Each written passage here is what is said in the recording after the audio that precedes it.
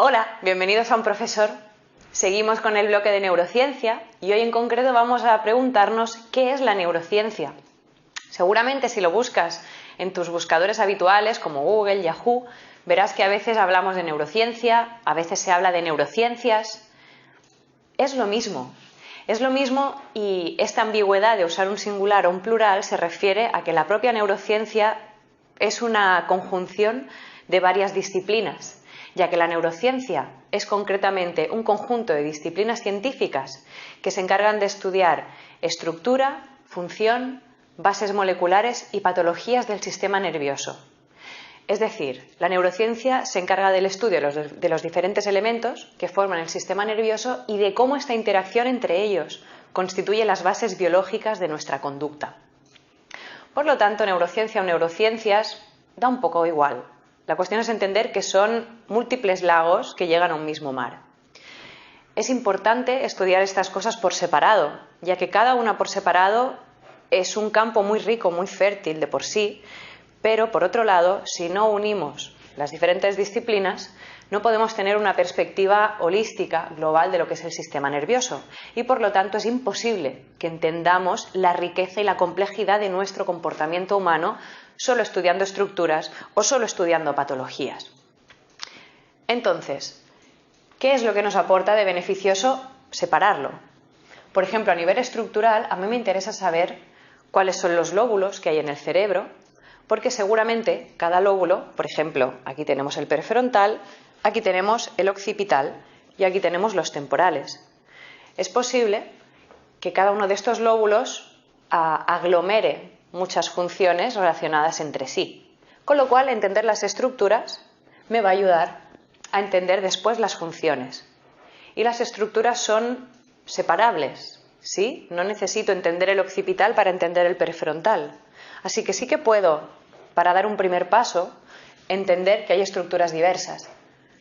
Otras estructuras, que no sería división por lóbulos, sino por órganos que hay dentro del sistema nervioso, pues sería, por ejemplo, hablar de un hipocampo, de un hipotálamo, de una amígdala, de un bulbo olfatorio.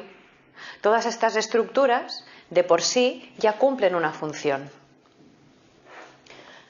Entonces, si hablamos de funciones, podemos encontrarnos que una función, como por ejemplo el olfato, requiere de varias estructuras.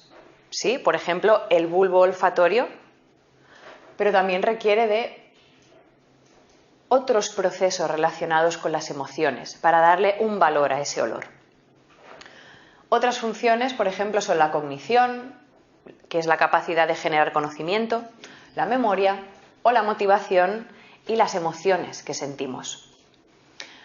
La memoria, por ejemplo, usa de nuevo varias estructuras, aunque si de verdad intentamos ver dónde es que se registra un recuerdo dentro de esta cocorota, de este sistema nervioso, no hay una estructura donde yo pueda cortar y decir, recuerdo uno, el puchero de mi abuela cuando yo era pequeña y comíamos a las 12 del mediodía un domingo. Eso no existe. Con lo cual lo que tenemos es que estas funciones existen gracias a la interacción de varias estructuras. Aunque puedan estudiarse de manera independiente, si no las unimos, no podemos entender cómo se genera una memoria o una generación de conocimiento. ¿Qué más?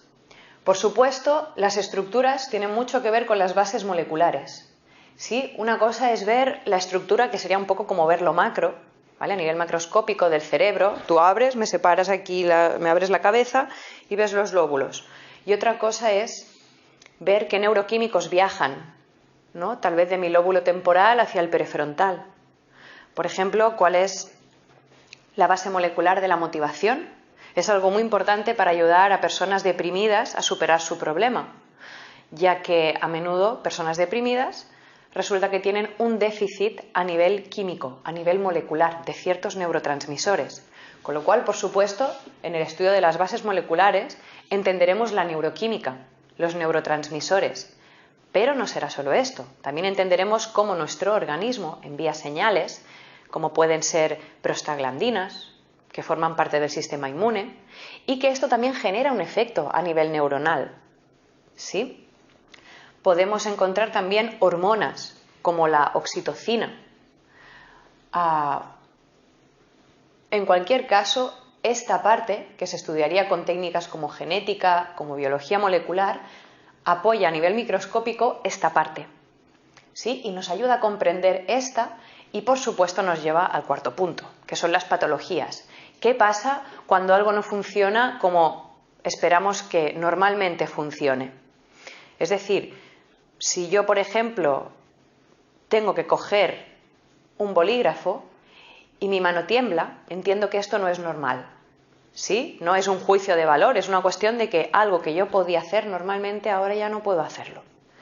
Entonces podemos encontrarnos que hay patologías que se entienden muchísimo si entendemos qué estructuras se han dañado, qué neuroquímicos están en déficit o por el contrario están en exceso.